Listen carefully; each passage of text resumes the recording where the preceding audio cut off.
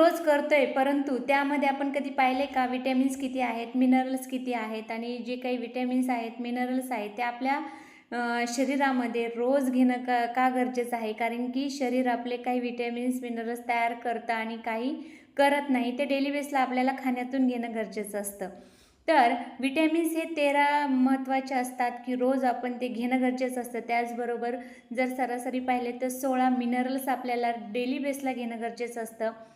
विटॅमिनमध्ये A vitamin, B complex, C, D, E, K हे vitamins आहेत आणि हे प्रॉपर जर डेली बेसला आपल्या शरीरामध्ये गेले तर खूप छान एनर्जी लेवल वाढते, इम्युनिटी पॉवर बूस्ट होते.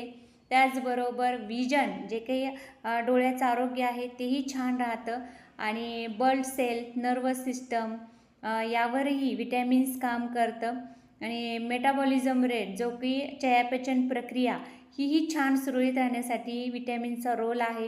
आणि त्याचबरोबर आपण फक्त पुस्तकी याच्यामध्ये वाचले आहे, पण आपल्याला हे डेली बेसला मिनरल्स पण खावे लागतात. त्यात जर पाहिलं आपण तर calcium, magnesium, potassium, zinc, iron, phosphorus, selenium असे अनेक मिनरल्स आहेत. तर हे जर आपल्याला डेली बेसला आपल्या शरीरामध्ये आपण घेतले तर त्यामुळे आपल्या जी काही बोन्स आहेत ते स्ट्रॉंग व्हायला लागतात. त्याचबरोबर muscle level, nervous system, blood cell याची निर्मिती छान होते. तर हे आपल्याला रोज खाणं गरजेचं आहे. आणि त्याचबरोबर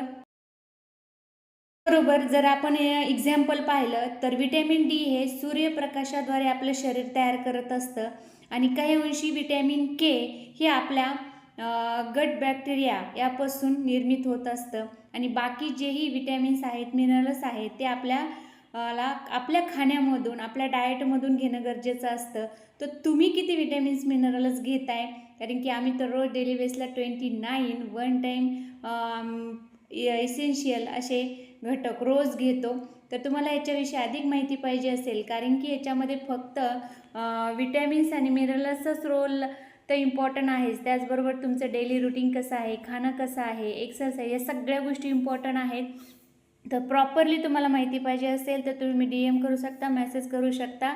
येस, सो थँक्यू आणि अशीच नवीन नवीन माहितीसाठी फॉलो करा. Yes, so thank you so much.